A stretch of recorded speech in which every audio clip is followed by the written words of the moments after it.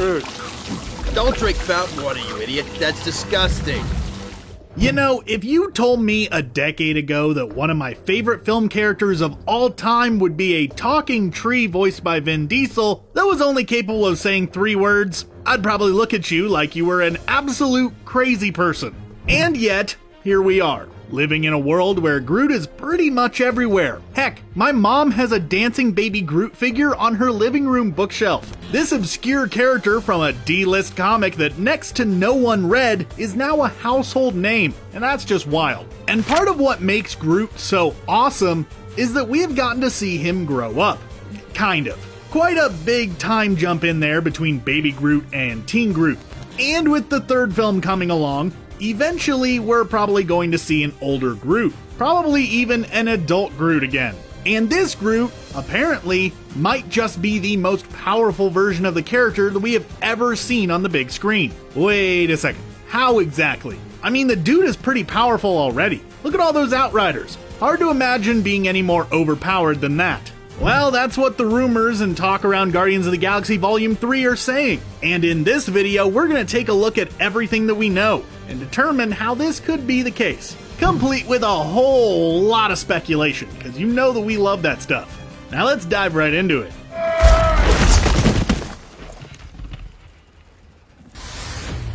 So let's start this video off by quickly going over exactly what has happened to my boy Groot over the course of his previous appearances in the Marvel Cinematic Universe. The events that will lead to him becoming the beast that it is sounding like he may be in Volume 3. The most defining thing that has happened to the talking tree has got to be what happened at the end of the very first Guardians of the Galaxy film. The team found themselves stuck on Ronan's ship as it plummeted towards the surface of Xandar. Things were looking pretty dire. That is, until Groot started growing branches and wrapped them all in a protective ball. Of course, when the impact occurred, the team was saved, not so much Groot, whose sacrifice allowed them to face off against Ronan in a dance battle. It turned out to be okay though, as one of the random twigs left over from adult Groot that Rocket picked up sprouted into a little baby Groot, which sort of makes us wonder if all the pieces did that as well. Was there just a forest of baby Groots left behind on Xandar? I guess it doesn't really matter much now because, you know, Thanos. Now, this new Groot had a bit of an exciting childhood, with the Guardians flying around doing all kinds of heroics for the right price. And this may have had an impact on the abilities of Groot. See, we don't really know what the life of adult Groot was like before the first film. We do know that he had been running around with Rocket for a little while, but before that, he might have lived a quiet life. This new Groot, though, has grown up around action. Grown up under fire, as it were. So this Groot might be the most experienced version of the character. I mean, the dude faced off against Thanos and his armies as a teenager. Just imagine what an adult version of that character could do. And we might be seeing the beginning of hints at his full potential in the 4th Thor film, Thor: Love and Thunder, which apparently is going to feature the Guardians of the Galaxy, who Thor is of course still hanging out with following the end of Avengers Endgame.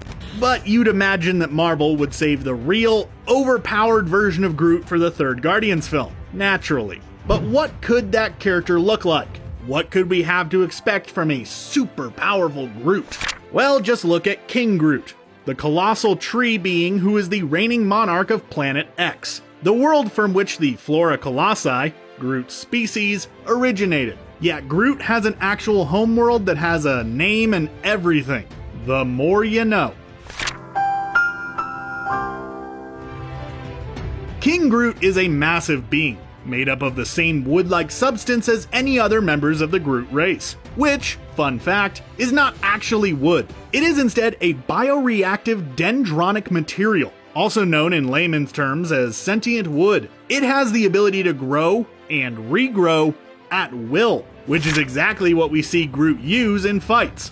So, okay, are we really just gonna see this future Groot being really big, or just a much more competent fighter? Well, it might be a bit more than that. See, the man behind Groot himself, Vin Diesel, recently stated that the Groot we will be seeing in Volume 3 is shaping up to be what he refers to as Alpha Groot. Of course, referring to the old idea of the Alpha, the pack leader, the dominant one. So what would an Alpha Groot look like?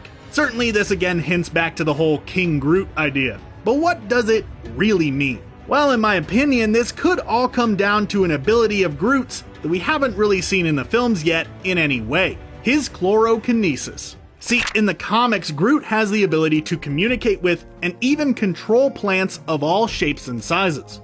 So, follow with me here for a second. What if Guardians of the Galaxy Volume 3 is going to see Groot finally realize that he has this ability? Maybe he'll embrace it and summon forth an army of plants to help fight in the final battle against whatever enemy we wind up seeing. It is a bit too far out for us to be able to say for sure who he's gonna be fighting. Speaking of which, to help with the rest of this video, let's take a second to speculate about who we might see as the villain of Guardians Volume 3. Now, with the team appearing in Thor 4 to some degree, it's possible that the whole Gamora situation could be handled in that film. So we don't really have a lot to go off of in terms of their next standalone film.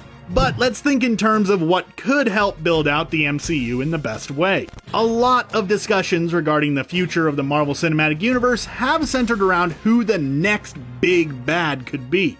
Who could possibly top Thanos in terms of being a threat? Well, one name is pretty much always thrown around amongst fans when the topic comes up: Galactus, the World Eater. Now, the Guardians aren't going to face off against Galactus all on their own. He isn't usually a traditional opponent of that team, but there is a character who is often affiliated with Galactus that is a member of the Guardians Rogues Gallery, a man by the name of Korvac. Korvac was a man from another version of Earth who, after being defeated by that universe's version of the Defenders and the Guardians of the Galaxy, eventually made his way to the main comic universe. So anyways, when Korvac made it into the main comic universe, he encountered the space station that belonged to Galactus, which led to him actually getting imbued with some of the cosmic being's energy, effectively becoming godlike in his own right.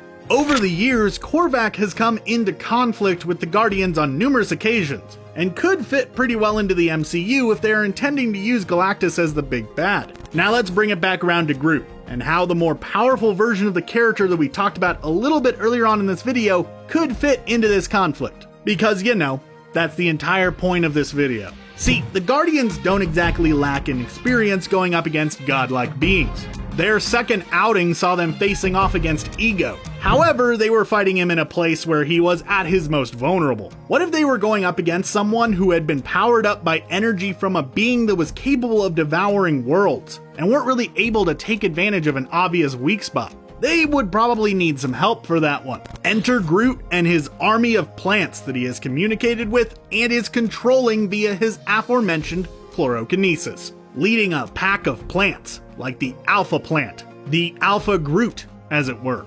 Though if we are talking about beings that have been imbued with cosmic energy, we should touch upon the powers that Groot could develop if he himself were to be granted such energy, like he did in the comics when he was exposed to the power of the Black Vortex. The Black Vortex was created by a Celestial, and appeared to be a fancy-looking mirror. However, when someone looks into it, they see not their regular reflection, but what they would look like if they lived up to their full cosmic potential. And if they willingly choose to submit themselves to the Black Vortex, they would indeed be granted the powers shown. When Groot went through this, he almost completely changed inside and out, and was granted the ability to survive in the vacuum of space unaided, the power of flight, began emanating some sort of bioelectric energy, and grew to an even larger size, which also boosted his already significant levels of strength. So, okay, let's suppose that the plot of Guardians Volume 3 sees Korvac attempting to gain control of the Black Vortex, perhaps for, say, the purposes of trying to protect the universe from Galactus